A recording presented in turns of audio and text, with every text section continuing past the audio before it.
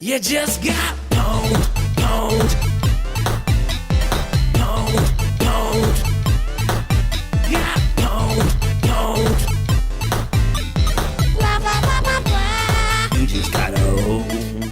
Bonjour tout le monde et bienvenue pour un nouveau Retour en arrière. Aujourd'hui, on va enfiler une blouse blanche et nous prendre pour un médecin avec le jeu Life and Death de la société The Software Toolworks, sorti sur micro en 1988. Dr Cox, à propos de Pas Ouija... maintenant. J'ai 10 minutes de pause, je vais voir mon feuilleton. Un rapide mot sur Software Toolworks, qui est une société américaine fondée par Walter Bilofsky en 1979.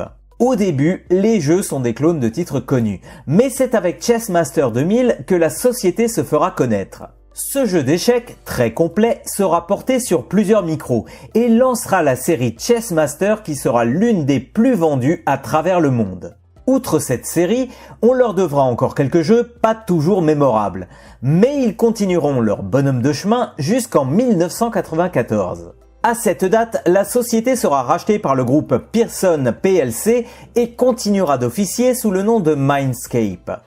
Hé, la limace! Oui, monsieur. Tu files au 18 et tu me rapportes ces résultats toxicologiques. Tu peux croiser les doigts pour qu'ils soient excellents, parce que si c'est pas le cas, je te passe à la moulinette. Mais revenons un peu sur nos pas en 1988. À cette époque, l'univers médical et le jeu vidéo, ce n'est pas vraiment ce qui court les rues. C'est sûrement ce que se sont dit Jake Smith et Don Labs, puisqu'ils se mettent en tête de proposer un jeu très réaliste qui nous mettra dans la peau d'un chirurgien. Afin de s'assurer du réalisme de tout ceci, ils seront aidés du docteur Mio Tant, qui s'assurera de l'exactitude des propos et des actions. Je vous préviens tout de suite, on n'est pas dans Urgence ou une autre série médicale. On ne vous demandera pas de copiner avec les collègues ou de draguer les jolies infirmières. Vous êtes là pour bosser. Et vous avez intérêt à le faire bien.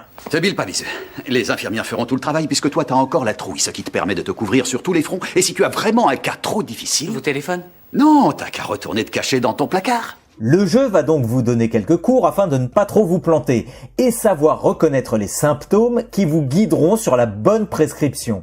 Pas le temps de potasser tout ça que vous voilà déjà lâché dans l'hôpital avec votre premier patient à ausculter. L'idée est de faire les examens appropriés et de décider si le patient doit être redirigé vers un autre spécialiste, prendre des médicaments ou partir en chirurgie. Cependant, l'erreur est humaine, surtout pour nous qui sommes des novices.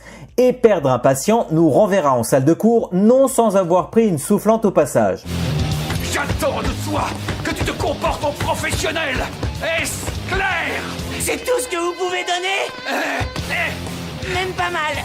Et ceci est encore plus vrai si on décide de partir en chirurgie, car comme je le disais, le jeu mise sur le réalisme. La preuve avec l'opération de l'appendicite, qui est une opération assez banale. Vous allez vous apercevoir que rien que ceci demande méthode et rigueur. Il faut bien sûr ne pas oublier certaines actions. Imaginez si vous n'anesthésiez pas le patient ou si vous oubliez de stériliser les instruments. La boulette. Si on découvre que ce sont les infirmières qui font le boulot à ta place, tu vas te faire jeter dehors à coups de pied dans le derrière à la vitesse de la lumière. Niveau réalisation, le jeu mise sur le réalisme. Alors certes, le style a un peu vieilli, mais en 1988, c'était top. Et comme je le disais, le jeu est sorti sur beaucoup de micros, parmi lesquels le PC, l'Atari ST et l'Amiga. On ne va pas se mentir, avec un style réaliste et la difficulté qui va avec, le jeu était vraiment fait pour celles et ceux qui aimaient l'univers médical. Le joueur lambda aura vite lâché l'affaire. N'empêche que le jeu gagnera de nombreux prix. Dois-je te le répéter lentement ou chercher une infirmière parlant couramment, le crétin? C'est sûrement ce qui poussera Software Toolworks à sortir un second volet 2 ans plus tard, sous-titré The Brain. Ce second jeu reprend le principe du premier, mais cette fois on est spécialisé dans la neurochirurgie. Le jeu tâchera d'accompagner un peu plus le joueur dans les auscultations, mais reste toujours très difficile, notamment dans les phases de chirurgie. En revanche, en termes de graphisme, le jeu fait un bond en avant en utilisant au mieux les capacités du PC pour un meilleur rendu. On ne peut tout de même pas s'empêcher de voir ce nouveau volet comme une extension du premier, car hormis le changement de spécialité, il n'y a pas beaucoup de réelles différences sur le gameplay. Je vous demande pardon? J'étais en train de me demander s'il existait quelque chose qui pourrait changer mon mal de crâne en une épouvantable et torturante migraine. Et te voilà. N'empêche qu'au travers de ce jeu, je voulais vous montrer que le genre médical est très peu présent dans le jeu vidéo, et je trouve le pari de Life and Death assez osé. Mais il a été payant, car même si le réalisme et la difficulté ont rebuté beaucoup de monde, le jeu est une réussite indiscutable. Pour voir le genre sur le devant de la scène avec le public au rendez-vous, il faudra attendre 1997 avec Theme Hospital.